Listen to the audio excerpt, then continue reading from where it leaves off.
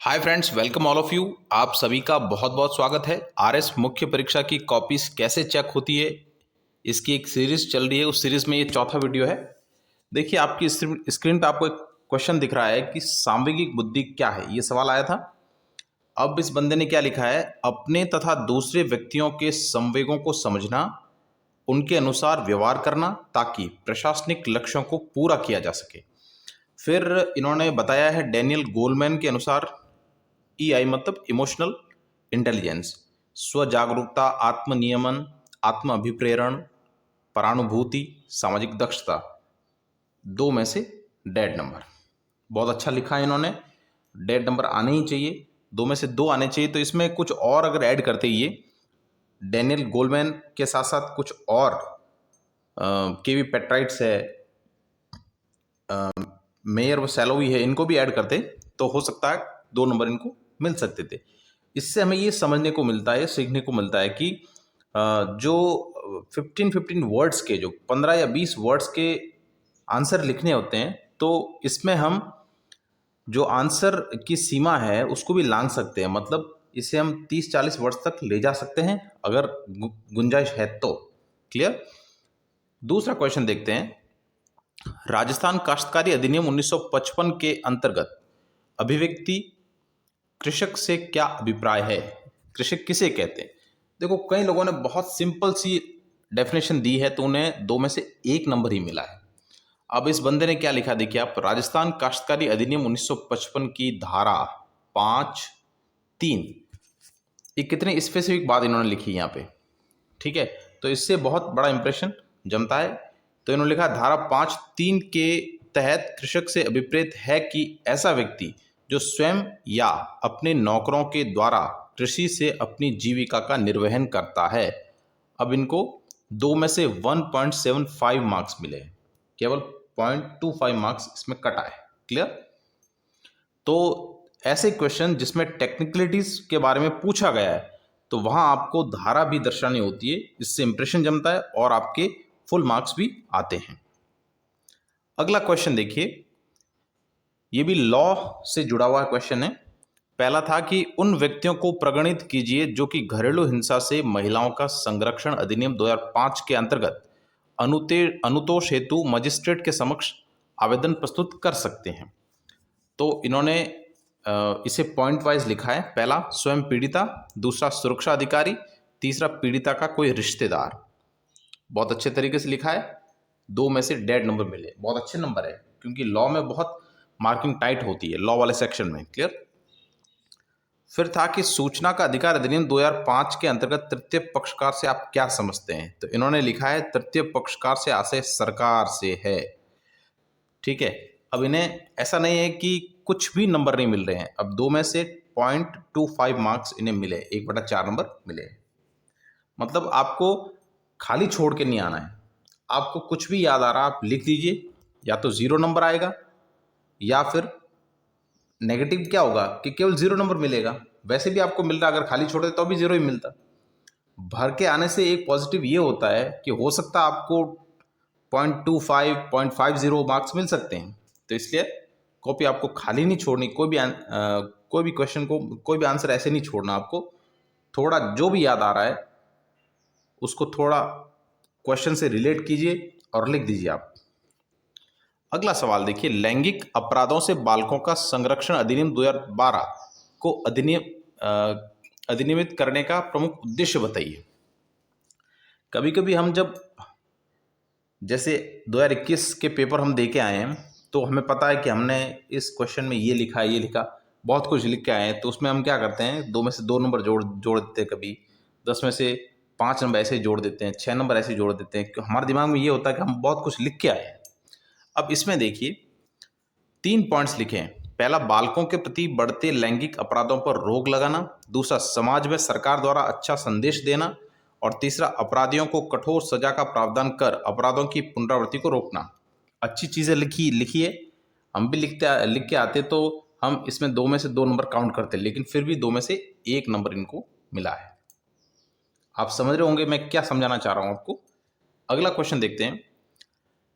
देखिए, क्या आप इस मत से सहमत है कि राजस्थान भू राजस्व अधिनियम 1956 में प्रयुक्तानुसार वार्षिक रजिस्टर की अभिव्यक्ति अधिकार अभिलेख की अभिव्यक्ति से विस्तृत है? टिप्पणी कीजिए। इन्होंने बहुत कुछ लिखा, देखिए आप कितने वर्ड्स, 50 वर्ड से ज्यादा ही वर्ड्स लिखे हैं। देखते हैं क्या लिखा है। राजस्थान भू राजस्व अधिनियम 1956 के तहत वार्षिक रजिस्टर के खतौनी, खेवट आदि का प्रावधान किया गया है। इसके तहत उस क्षेत्र विशेष में रहने वाले लोगों के अधिकार, रूढ़ियों, रीति रिवाजों तथा परंपराओं का उल्लेख किया गया है। अतः कहा जा सकता है कि वार्षिक रजिस्टर की अभिव्यक्ति अधिकार अभिलेख की अभिव्यक्ति से विस्तृत है। 1 नंबर इन्हें दिया गया है। बहुत कुछ लिखा है लेकिन 5 में से 1 नंबर मिला है, मतलब वो चीज नहीं लिखी है जो एग्जामिनर चाह रहा है। आगे बढ़ते हैं। सूचना का अधिकार अधिनियम 2005 के अंतर्गत सूचना के अधिकार का क्षेत्र क्या है, समझाइए। ये सारे लॉ के सेक्शन है। लॉ के सेक्शन में मार्किंग बहुत टफ होती है। ये चीजें मैंने अनुभव की है और आप भी स्क्रीन पे देख रहे होंगे। देखिए इन्होंने लिखा कि सूचना का अधिकार अधिनियम 2005 के अंतर्गत सूचना के अधिकार क्षेत्र में समस्त सरकारी कार्यालयों, आम जनता से संबंधित सभी विभागों, सरकारी सहायता प्राप्त निकायों, विश्वविद्यालयों, स्थानीय निकायों को शामिल किया गया है। प्रशासन की जवाबदेहिता तथा उत्तरदायित्व बढ़ाना।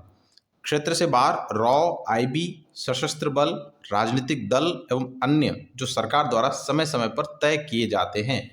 अब इन्हें 5 में से 1.5 नंबर दिया गया है। तो लॉ वाले सेक्शन में हमसे ये उम्मीद की जाती है कि स्पेसिफिक चीज़ें लिखें हम। जितनी ज़्यादा स्पेसिफिक चीज़ें हम लिखेंगे उतने ज़्यादा नंबर लॉ वाले सेक्शन में मिलेंगे। क्लियर? आगे बढ़ते हैं। देखिए ये 10 नंबर का क्वेश्चन था जिसमें पूछा गया था कि भारत में प्रशासन में सच्चरित्रता बढ़ाने के लिए अपनाए गए उपायों को समझाइए। अब कभी कभी ऐसे क्वेश्चन इस बार भी आए हैं बहुत सारे, तो इसमें हम 10 में से अपने 5 नंबर जोड़ रहे हैं या 6 नंबर जोड़ रहे हैं। लेकिन इस आंसर को आप ठीक से देखिए तो आपको पता चलेगा कि कभी कभी जितना हम सोचते हैं उतनी अच्छे मार्क्स हमें नहीं मिल पाते हैं। देखिए इन्होंने क्या लिखा है। भारत में प्रशासन में औपनिवेशिक मानसिकता, भाई भतीजावाद, भ्रष्टाचार, लाल फीताशाही, अधीनस्थों के साथ विवाद तथा सामान्य विशेषज्ञ विवाद जैसी समस्याएं हैं। उपर्युक्त समस्याओं को दूर करने तथा सच्चरित्रता बढ़ाने के लिए उपाय। अब उपाय क्या क्या लिखे इन्होंने। पहला लिखा है कि द्वितीय प्रशासनिक सुधार की चौथी रिपोर्ट, प्रशासन में नैतिकता को लागू करना। दूसरा, भ्रष्टाचार पर लगाम के लिए कठोर सजा तथा संपूर्ण चल अचल संपत्ति को जब्त करना। तीसरा, नैतिकता से संबंधित पाठ्यक्रमों को प्रशिक्षणों में शामिल करना। फिर है राजनीतिक तटस्थता को सुनिश्चित करना। कोड ऑफ कंडक्ट तथा कोड ऑफ एथिक्स को पूर्णतः लागू करना। निष्पादन आधारित पदोन्नति की व्यवस्था करना। गंभीर आरोपों तथा कार्य अरुचि वाले अधिकारियों को जबरन रिटायर्ड करना। हाल ही में 14 IRS तथा 12 कस्टम अधिकारियों को जबरन सेवानिवृत्त किया है। बहुत अच्छी चीज़ें इन्होंने लिखी है, बहुत अच्छी चीज़ें ऐड की है। फिर भी 10 में से इन्हें 2.5 नंबर मिला, 10 में से 2.5 मार्क्स। अब आप समझ सकते हैं कि मार्किंग किस तरह से होती है। अगला क्वेश्चन देखिए, गार्डनर के बहुबुद्धि के सिद्धांत को स्पष्ट कीजिए। 5 नंबर का क्वेश्चन था। इस बंदे ने बहुत अच्छी चीजें लिखी हैं। देखिए गार्डनर ने बुद्धि को एक कार्य के न मानकर इसको बहु कार्य माना है। इसके तहत कुल 9 बुद्धि का समावेश करते हुए बताया है कि हर व्यक्ति में किसी एक बुद्धि की प्रधानता पाई जाती है।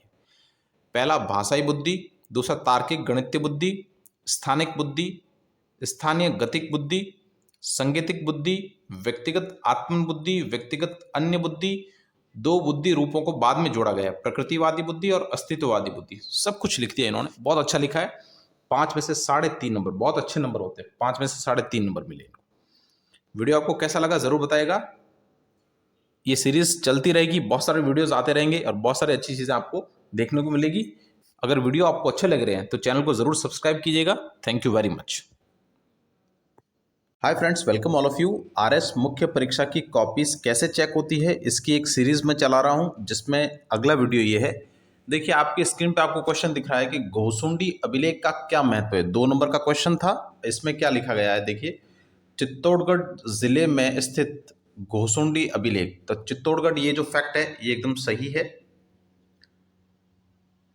चित्तौड़गढ़ जिले में स्थित गोसुंडी अभिलेख तत्कालीन मेवाड़ साम्राज्य की सामाजिक, आर्थिक, राजनीतिक परिस्थिति का बोध करवाता है। अब देखिए, इसमें एग्जामिनर चाह रहा था कि इसमें भागवत धर्म का उल्लेख हो। इस एस्पिरेंट ने नहीं उल्लेख किया तो इन्हें केवल आधा नंबर मिला। और ये आधा नंबर किसका मिला है? ये चित्तौड़गढ़ का, क्योंकि गोसुंडी अभिलेख चित्तौड़गढ़ में मिला है, इसलिए इसे आधा नंबर भी दिया गया है। क्लियर? तो आप थोड़ा सा नज़दीक भी लिख देते हैं आंसर को तो भी आपको मार्क्स मिल जाते हैं। अगला क्वेश्चन देखिए, भारत में बौद्ध व जैन धर्म के अतिरिक्त किन्हीं अन्य दो अनीश्वरवादी धार्मिक संप्रदायों के नाम लिखिए।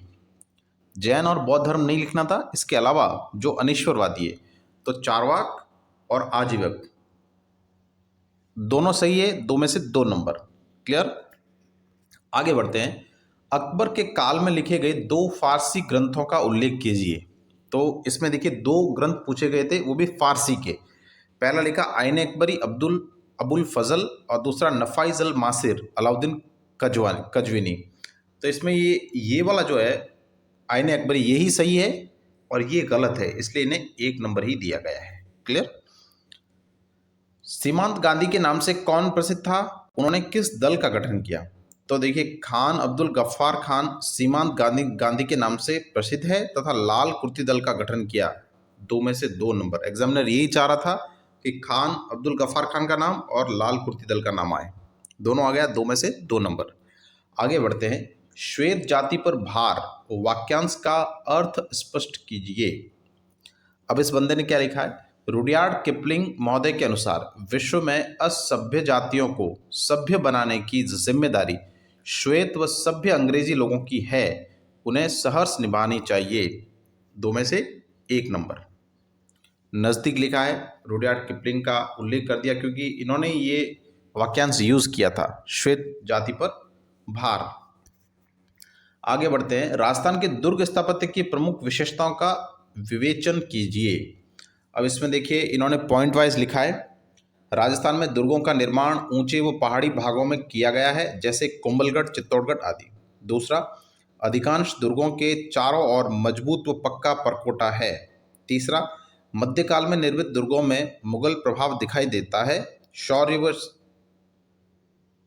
शक्ति का प्रदर्शन होता है।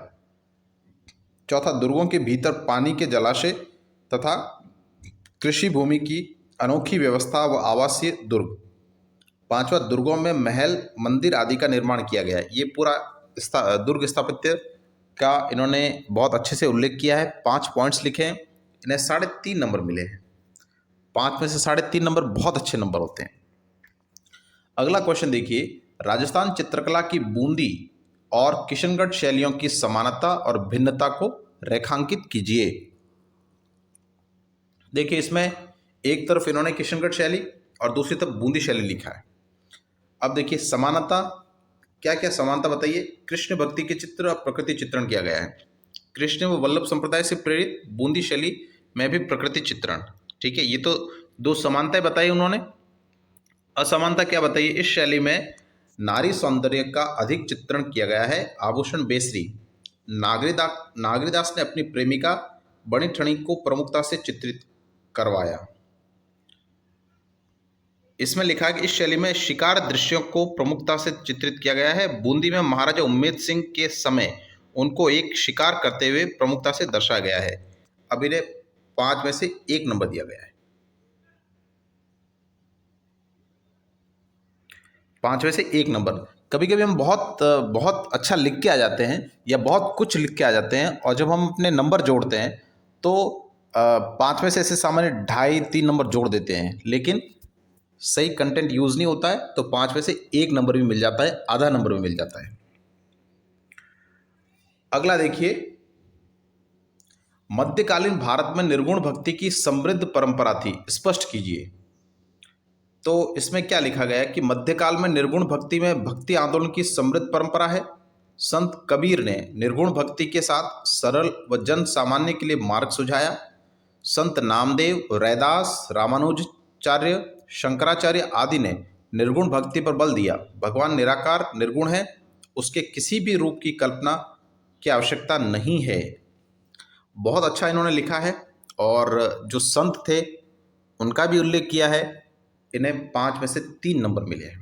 देखिए कंटेंट बहुत कम यूज़ किया है लेकिन फिर भी इन्हें बहुत अच्छा नंबर दिया है। और इसमें पॉइंट्स वाइज नहीं लिखे इन्होंने, बिल्कुल एक एक पैरा में इन्होंने सारी चीज़ को बता दिया है। तो ये भी एक तरह की मिथ्या है कि अगर हम पैरा में लिखेंगे तो कम नंबर मिलेंगे और पॉइंट वाइज लिखेंगे तो ज़्यादा नंबर मिलेंगे, ऐसा नहीं होता है। कई ऐसे क्वेश्चन होते हैं जिनमें पॉइंट्स की आवश्यकता होती है, वो डिमांड करता है क्वेश्चन कि इसमें पॉइंट्स चाहिए, उसमें पॉइंट आप ऐड कीजिए। और सामान्य पैरा में लिख देते हैं, अच्छा लिखते हैं तो आपको नंबर मिलते हैं। 5 में से 3 नंबर बहुत अच्छे नंबर होते हैं। अगला सवाल, मुगल स्थापत्य में शाहजहां के योगदान की विवेचना कीजिए। अब देखिए इन्होंने सबसे पहले लिखा ताजमहल। आगरा में 4 बाग शैली में सफ़ेद संगमरमर से निर्मित पित्राद्युरा का प्रयोग, विशाल दोहरा गुंबद। दूसरा, आगरा का लाल किला। फतेहपुर सीकरी में लाल किले का निर्माण करवाया। बेटी शाहरा ने जामा मस्जिद बनवाई। अकबर का मकबरा। कश्मीर में शालीमार बाग। मरियम उज़्मानी का मकबरा। दीवाने आम, दीवाने खास आदि इमारतों का निर्माण। बहुत सारी चीज़ें ऐड की इन्होंने, बहुत सारे फैक्ट्स यूज़ किए। 5 में से 3 नंबर इनको मिले हैं, बहुत अच्छे नंबर होते हैं। अगला क्वेश्चन, ये 10 नंबर का क्वेश्चन था जिसमें पूछा गया था कि महात्मा गांधी के आगमन ने भारतीय राष्ट्रीय आंदोलन को किस प्रकार एक जन आंदोलन बना दिया। अब इस बंदे ने क्या लिखा, देखिए महात्मा गांधी ने 20वीं सदी के आरंभिक वर्षों में भारतीय राष्ट्रीय आंदोलन में प्रवेश किया। 1960 में साबरमती आश्रम की स्थापना की तथा भारतीय जन आंदोलन को नया मोड़ दिया। अब इसमें पॉइंट्स यूज किए इन्होंने। पहले पॉइंट में देखिए, गांधी जी ने सत्य, अहिंसा, सत्याग्रह आदि साधनों का प्रयोग करके आम जनता को राष्ट्रीय आंदोलन से जोड़ा। दूसरा, 1917 में चंपारण खेड़ा सत्याग्रह में गांधी जी ने नेतृत्व किया, जिससे सफलता मिलने पर अधिक जनता गांधी जी से प्रेरित हुई। तीसरा पॉइंट है, गांधी जी ने हंटर कमेटी, जलियांवाला बाग हत्याकांड आदि की आलोचना की तथा रचनात्मक कार्यों पर बल दिया। चरखा आदि का उल्लेख किया। फिर चौथा पॉइंट, 1920 में गांधी जी ने असहयोग आंदोलन में आम जनता को जुड़ने का आग्रह किया। वहीं खिलाफत आंदोलन में मुस्लिमों का साथ दिया व इसे एक जन आंदोलन बनाया।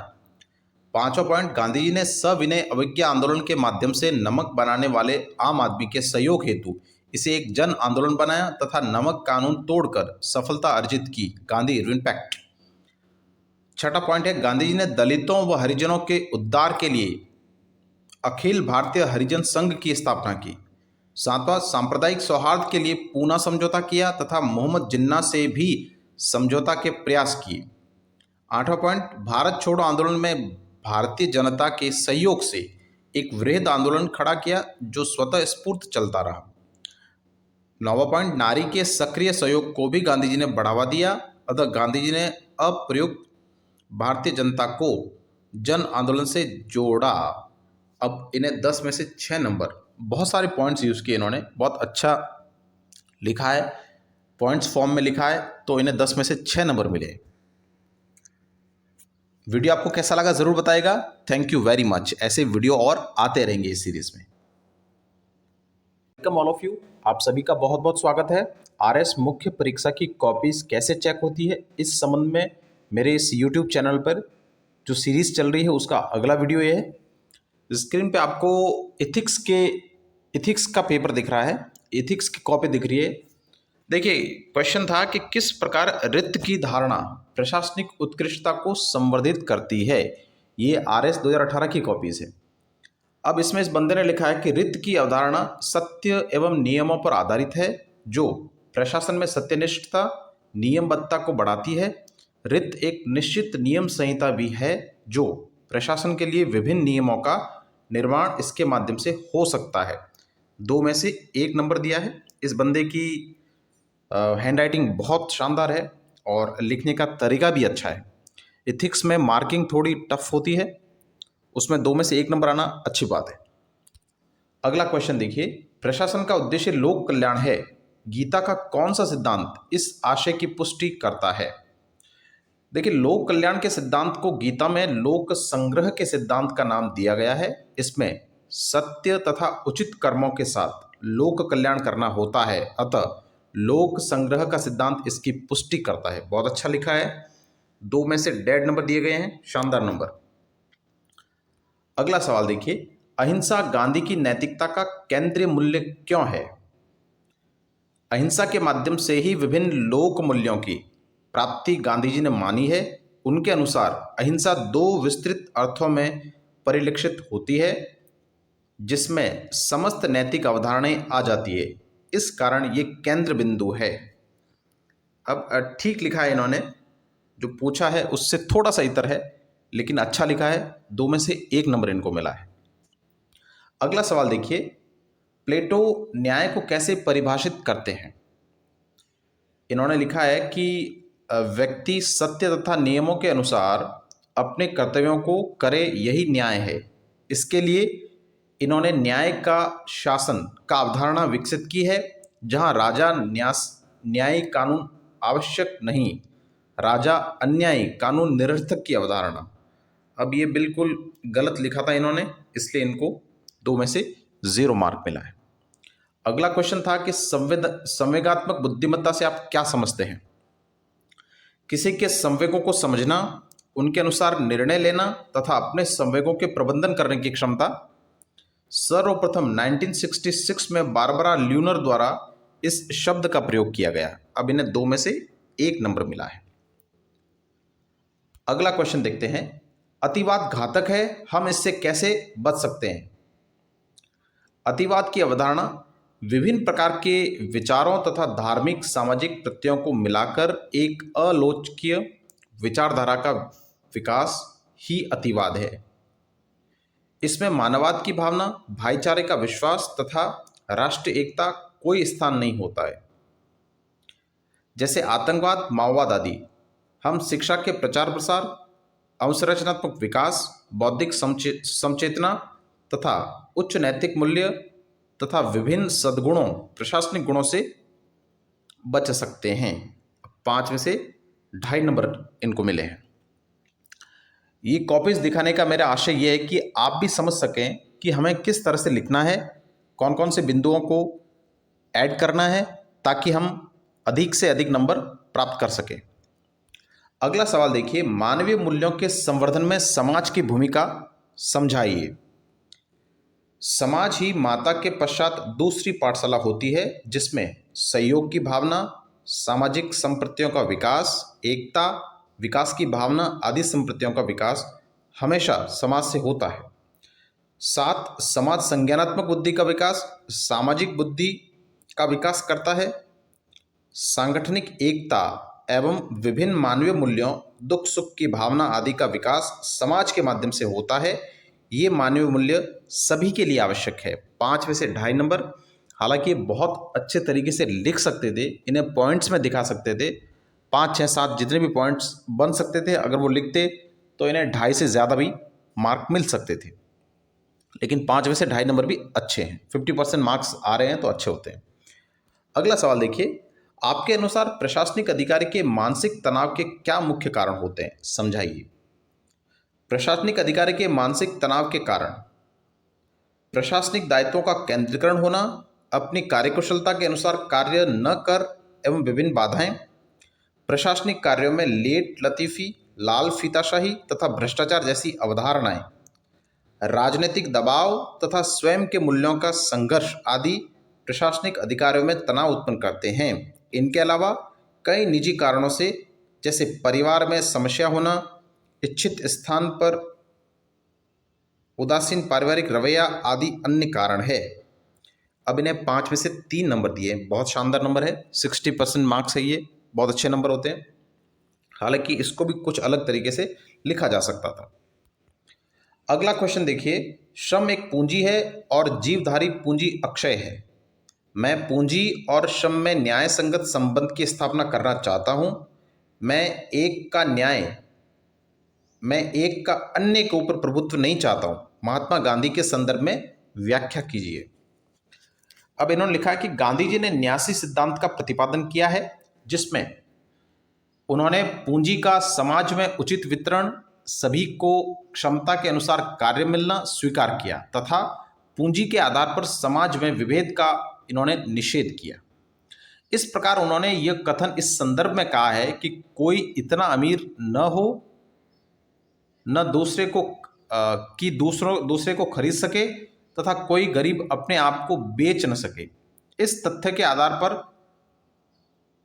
उन्होंने पूंजी व श्रम में सामंजस्य स्थापित किया है। 5 में से 2.5 नंबर मिला है इनको। मैं आपको एक बात बताना चाहूँगा कि कोई भी क्वेश्चन है, अगर आपको नहीं आ रहा तो भी उससे रिलेटेड उसके नज़दीकी कुछ चीज़ें आप ऐड कीजिए, उसको पॉइंट्स में बताइए। जो सवाल नहीं आ रहा उसको कॉन्फिडेंस से कीजिए, आपको नंबर मिलेंगे। ये मेरा फॉर्मूला है। जो क्वेश्चन आपको नहीं आ रहा है उसे बहुत अच्छे से कीजिए आप, तो आपको नंबर मिलेंगे। अगला क्वेश्चन देखिए, राजनीतिक तटस्थता सुशासन सुनिश्चित करती है, व्याख्या कीजिए। राजनीतिक तटस्थता से तात्पर्य राजनीति से अपने आप का अलगाव रखना है। यह वास्तव में अलगाव नहीं बल्कि जन जुड़ाव है। राजनीतिक तटस्थता से प्रशासन में सत्यनिष्ठा, गैर पक्षपातता तथा वस्तुनिष्ठता एवं कार्यकुशलता का विकास होता है। तटस्थ अधिकारी विभिन्न राजनीतिक मूल्यों से प्रभावित हुए बिना कार्य करता है तथा अपने कार्य को कुशलतापूर्वक पूरा करते हैं। इस प्रकार राजनीतिक तटस्थता से एक प्रशासक में उन सभी मूल्यों का विकास होता है जो कि सुशासन के लिए आवश्यक है। 5 में से 2.5 नंबर इनको दिया गया है, बहुत अच्छे नंबर है ये। अगला सवाल देखिए, ये 10 नंबर का क्वेश्चन था। प्लेटो के न्याय सिद्धांत में साहस और संयम अंतर्निहित है। आधुनिक समाज व प्रशासन में क्या वे आज भी युक्तिसंगत है? प्लेटो के न्याय सिद्धांत में केवल साहस और संयम की व्याख्या करने के लिए बोला है और उसकी प्रासंगिकता, आज के समाज और प्रशासन में उसकी क्या प्रासंगिकता है, इस संबंध में क्वेश्चन किया गया था। इन्होंने क्या लिखा है? प्लेटो का न्याय सिद्धांत। प्लेटो ने न्याय सिद्धांत में व्यक्ति से सत्य के साथ तथा उचित नियमों के आधार पर कर्तव्य पालन करना बताया है। उन्होंने न्याय सिद्धांत के प्रमुख उनके लिखना था लेकिन उन्होंने लिख दिया। उन्होंने न्याय सिद्धांत के प्रमुख 3 तत्वों विवेक, साहस तथा तृष्णा अपने न्याय से परिपूर्ण राज्य को यूटोपिया नाम दिया है। सभी वर्गों को अपने अनुसार कार्य करने का संज्ञान देते हुए राज्य के शासक को दार्शनिक राजा बताया है। उनका यह सिद्धांत वर्तमान में भी प्रासंगिक है। उनके अनुसार उचित वितरण व्यवस्था अपनी क्षमता के अनुसार कार्य करे, जो वर्तमान के भारतीय समाज तथा समाज की अवधारणा हेतु आवश्यक है। उन्होंने अपने सिद्धांत में साहस का तथ्य भी बताया है, जो वर्तमान समय में राजनेताओं तथा प्रशासनिक अधिकारियों को किसी भी कार्य के निष्पादन में सहायक तथा संयम रखना वर्तमान विश्व राजनीति में सबसे प्रासंगिक जान पड़ता है। उनके न्याय सिद्धांत के तथ्य साहस तथा संयम न केवल भारत के लिए अपितु समस्त विश्व के लिए युक्ति संगत है। देखिए, एक चीज मैं आपको बताना चाहूंगा कि आप सेंटेंस को इस तरह से फॉर्म कीजिए कि एक दूसरे सेंटेंस में तारतम्यता हो और एग्जामिनर को अच्छे से समझ आ सके कि आप कहना क्या चाह रहे हैं। कभी कभी हम इतने भारी भरकम शब्दों का प्रयोग करते हैं कि अगले को दिक्कत होती है। तो आपको यही कहना चाहूँगा कि अगर आप साधारण से शब्दों में लिखेंगे और तारतम्यता से सेंटेंस बनाएंगे तो अगले को समझने में दिक्कत नहीं होगी और आपको मार्किंग भी अच्छी होगी। इन्हें 10 में से 5 नंबर दिए गए हैं। 6 नंबर भी हो सकते थे, 6-7 नंबर भी हो सकते थे। अगला क्वेश्चन देखिए, लोक नायकों एवं सुधारकों के उपदेश कभी भी पुराने नहीं होते हैं। आधुनिक संदर्भ में उनकी महत्ता को उजागर कीजिए।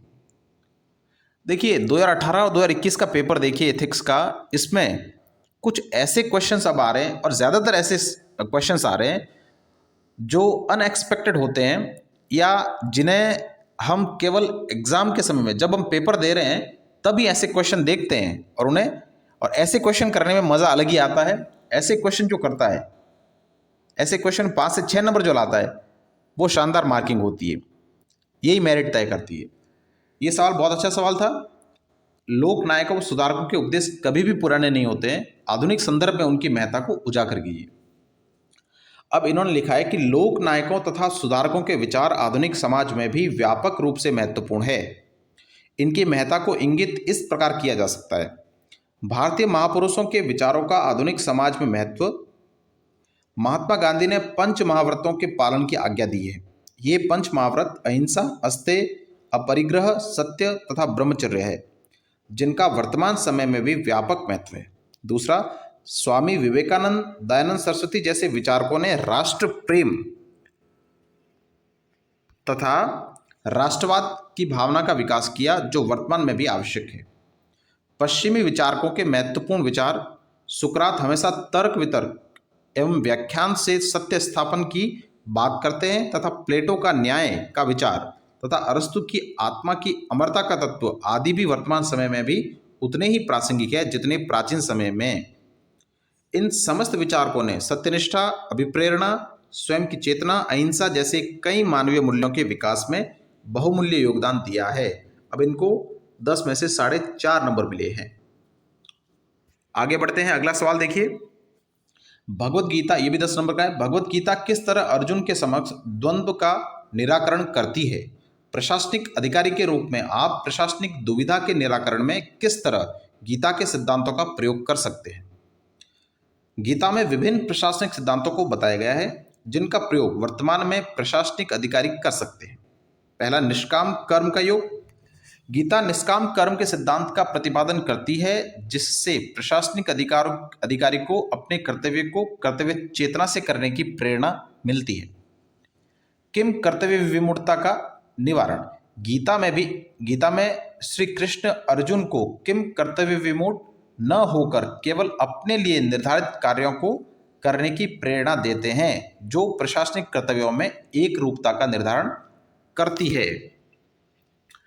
तटस्थता का सिद्धांत। गीता में अर्जुन अपने समक्ष अपने भ्राताओं को देखकर विचलित हो जाता है, तब उसे तटस्थता के विषय में समझाया जाता है, जो वर्तमान में भी आवश्यक है।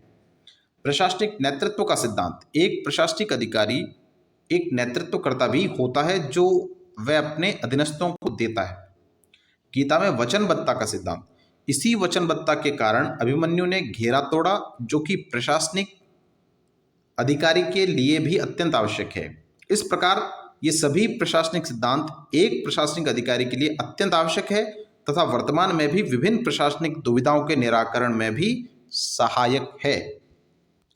वीडियो आपको कैसा लगा ज़रूर बताइएगा। ये सीरीज चलती रहेगी।